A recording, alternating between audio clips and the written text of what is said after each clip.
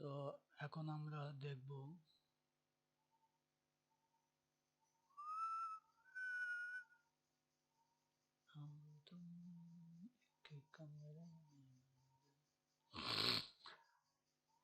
At first আমরা দেখব icons.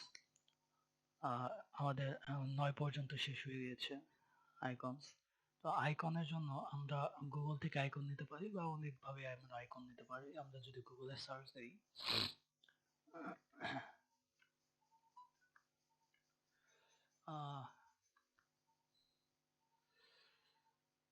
Icon, free icon, তাহলে আমরা অনেক জায়গা পেয়ে যাব যেখানে আমরা ফ্রিতে আইকন পেতে পারি। যেমন এখানে আছে পিএনজি ট্রি, তারপরে অনেক আছে, এরকম অনেক জায়গা থেকে আমরা ফ্রিতে আইকন পেয়ে যেতে পারি। তো আমি তার মধ্যে সব থেকে বেস্ট যেটা হয় সেটা হলো ফন্ট অসাম। তো ফন্ট অসাম যদি আমি যেতে চাই fontawesome.com,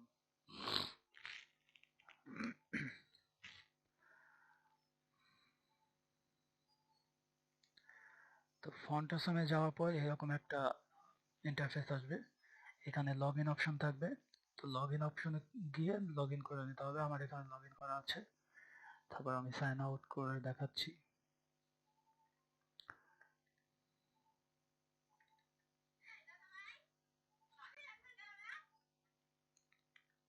এরকম একটা ইন্টারফেস আসবে।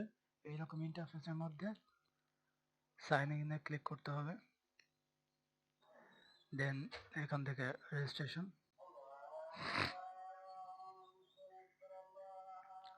তারপরে ইয়োর কিট এখানে ক্লিক করতে হবে, বা এই যে কিট লেখা এখানে ক্লিক করে কিটে যেতে হবে। দেন এখানে আমার একটা কিট ক্রিয়েট করাই আছে। তো আমি যদি এটা ডিলিট করে দিই,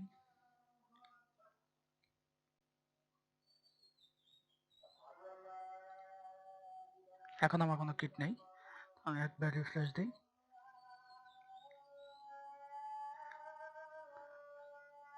তো এইরকম একটা ইন্টারফেস থাকবে। তো এখানে ক্রিয়েট ইউর ফার্স্ট কিট এখানে ক্লিক করার পর এখানে অটোমেটিক একটা কিট ক্রিয়েট করা হয়ে যাবে।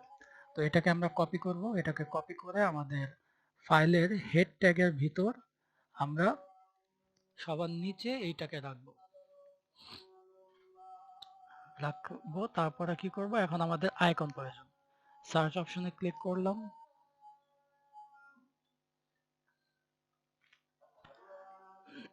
এখানে অনেক আইকন আছে। তো আমরা এগুলা অনেক আইকন আছে যেগুলো প্রিমিয়াম, কিনতে হয়। আবার অনেক আছে ফ্রি, এগুলা ফ্রি। তো আমি একটা ফেসবুকের একটা আইকন বসাই। Sorry, Facebook. তো আমি সামথিং এই আইকনটা নিলাম। তো এখানে আমাদের HTML এর আইকন ট্যাগটা বসানো আছে। তো আমরা জাস্ট এখানে একটা ক্লিক করলেই এটা আমাদের কপি করা হয়ে যাবে। তো আমরা কপি করলাম, কপি করে আমাদের বডি ট্যাগের ভিতর আমরা এটাকে পেস্ট করে দিলাম।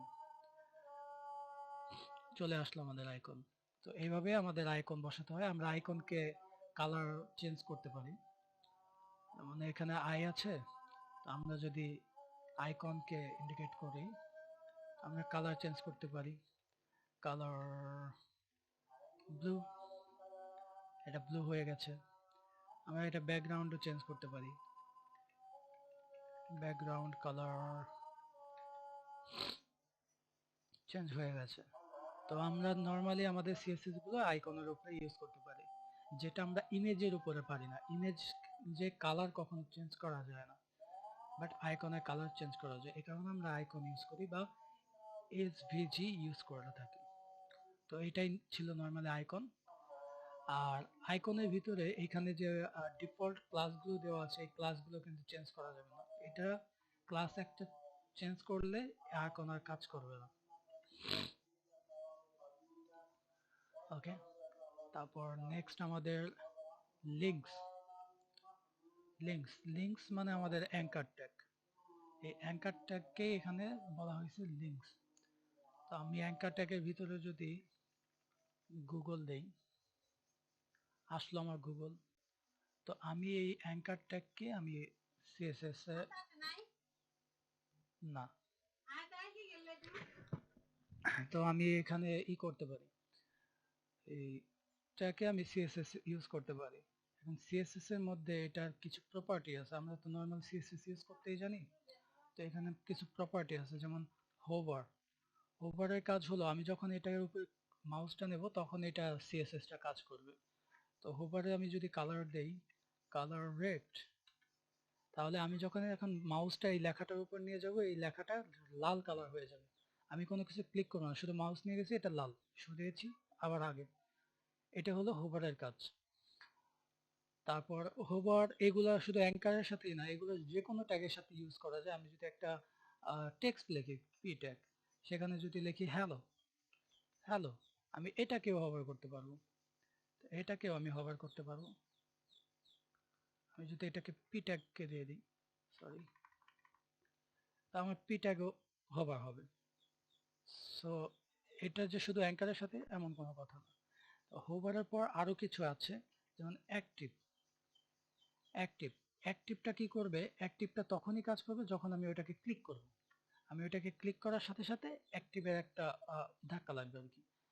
অ্যাক্টিভ, লাল একটা কালার উঠেছিল, অ্যাক্টিভ। এটা হলো অ্যাক্টিভের কাজ। তারপরে আরো কিছু আছে, ভিসিট, ভিসিটেড, ফোকাস, ফোকাস। ফোকাস দিলে এটাকে ক্লিক করার পর ওইটা কালার উঠবে এরকম। আমরা ফোকাস নরমালি ইনপুটের মধ্যে দিই, যে ইনপুটের মধ্যে দিয়ে থাকি। যেমন ইনপুট আমরা একটা নিলাম, ইনপুট টেক্সট, তো আমরা নরমালি এখানে আর কি এটা ইউজ করে থাকি। যেমন ইনপুট, ইনপুটের মধ্যে যদি আমরা দেই, তো দেখতে পাচ্ছেন, তো এই ইনপুটের মধ্যে আমরা যখনই কিছু লিখতে যাব তখন আমাদের সেই ইনপুটটা কাজ করবে। ফোকাস এখন কাজ করবে, কিন্তু নরমালি আমাদের কাজ করবে না। এটা হলো ইনপুট ফোকাসের কাজ। আমরা যদি এখানে নরমালি ইনপুটে ফোকাসে আমরা বর্ডার ইউজ করে থাকি, বর্ডার ইউজ করে থাকি, 1 পিক্সেল সলিড,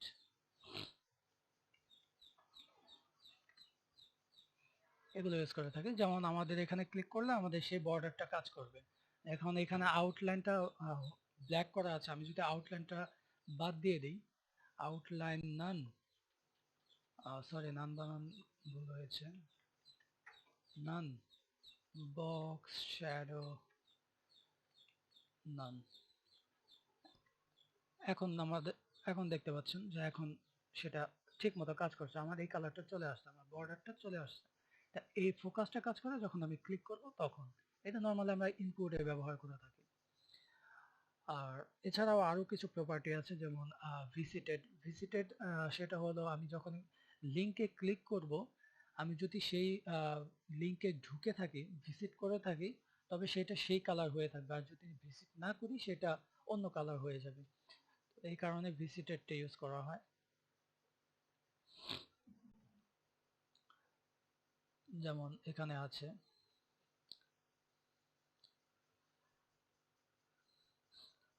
ভিজিটেড, তো আমি যদি ভিজিটেডটা এখানে ইউজ করি, তবে আমি এখানে একটা দিয়ে দিই, https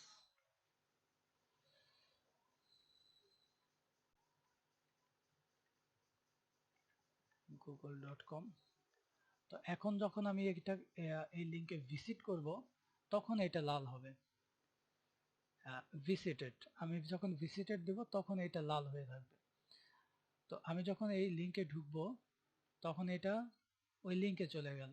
তারপর আমি যদি আবার ব্যাক হই তাহলে সেটা আবার এই রকমই হয়ে থাকবে। আবার ভিজিটেড এর সাথে আরো কিছু আছে, যেমন লিংক। যেমন আমরা এখানে দিতে পারি এটার টেক্সট ডেকোরেশন নাম, আমরা এটাকে একটু সুন্দরভাবে সাজাই।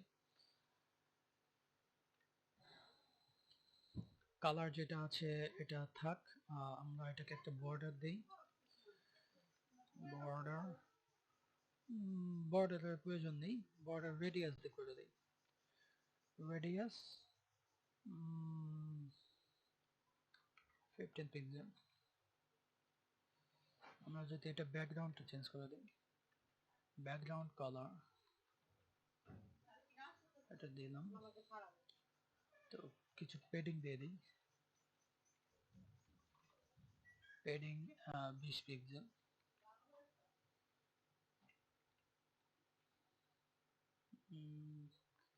8 পিক্সেল। আমাদের একটা সুন্দর একটা বাটন হয়ে গেল। আমি এটা জুম করে রেখেছি এই কারণে এত বড় দেখাচ্ছে। তো আমরা কি করতে পারি, এটাকে আমরা হোভারের মাধ্যমে চেঞ্জ করতে পারি। তো আমি যদি চাই হোভারে যে আমার সবকিছুই চেঞ্জ করতে হবে এমন না, আমি হোভারে চাই কালারটা চেঞ্জ হোক, হোভারে চাই কালারটা চেঞ্জ হোক, কালারটা হবে রেড, ব্রাউন কালার। তাহলে আমি যখন হোভার করব তখন লেখাটা ব্রাউন কালার হয়ে যাবে। আমি চাই এটা ব্যাকগ্রাউন্ডটাও চেঞ্জ হোক, ব্যাকগ্রাউন্ডটাও চেঞ্জ হোক, ব্যাকগ্রাউন্ডটা আমি ব্লু কালার, তাহলে আমার পুরোটাই চেঞ্জ হয়ে যাবে। আমি চাচ্ছি এটা ব্যাকগ্রাউন্ড থাকবেই না, ব্যাকগ্রাউন্ড নান, তাহলে আমি যখন হোভার করব তখন এটা ব্যাকগ্রাউন্ডটা চলে যাবে, ব্যাকগ্রাউন্ড নান, ব্যাকগ্রাউন্ড চলে যাবে। এখন আমি চাই এটাকে আমি একটু সাজাই, আমি এটার মধ্যে বর্ডার দেব, বর্ডার 1 পিক্সেল সলিড। আমি ব্যাকগ্রাউন্ডে যে কালারটা দিয়েছিলাম এটাকে আমি বর্ডার কালার দেব, আর বর্ডারকে নান করে দেব, তাহলে আমার হবে কি সুন্দর। এখানে আমার বর্ডারের জন্য লেখাটা নড়ছে, তো আমি ওইটাকেও চেঞ্জ করতে পারি। আমি এই বর্ডারটা আমি যদি এখানেও দেই তবেও কিন্তু সেটা সুন্দরভাবে কাজ করবে, সুন্দরভাবে কাজ করবে। এখন কিন্তু এটা সুন্দর দেখা যাচ্ছে, মাঝখান থেকে ব্যাকগ্রাউন্ড কালারটা চলে যাচ্ছে, এমনটাও করতে পারে। তো এগুলো হলো হোভারের কাজ। এছাড়াও আছে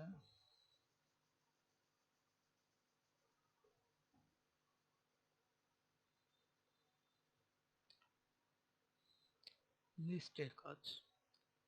এছাড়া আমরা জানি আমাদের লিস্টের কাজ আছে, যেমন আমরা দেখেছি যে আমাদের একটা ট্যাগ আছে ইউআইএল, ইউএল,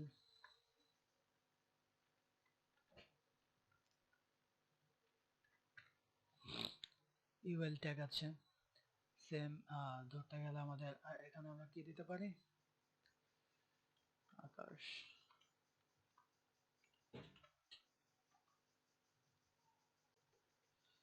সজিব,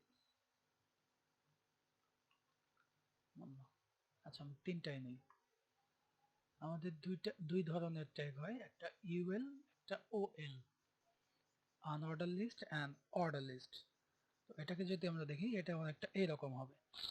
তো আমরা জানি এটাকেও চেঞ্জ করা যায়। তো আমরা যদি এখানে দেই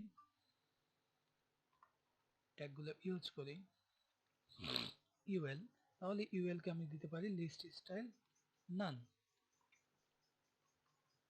তাহলে আমার এই দাগগুলো চলে যাবে, দাগগুলো চলে গেল। তো এগুলোই হলো লিস্টের কাজ। আমি অর্ডার লিস্টেও এটা করতে পারি, আমি যদি অর্ডার লিস্টে এটা করে দিই এখানেও এগুলো চলে গেল। তো আবার লিস্টকেও আমরা এভাবে কাজ করতে পারি, এলআই, এলআই কে আমি করে দেব কি করে দেব, কালার চেঞ্জ করে দেব, কালার চেঞ্জ করে দিলাম,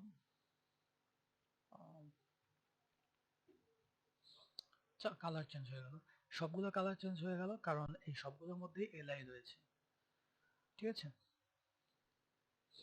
আমরা এইভাবে লিস্টের কাজগুলো করতে পারি।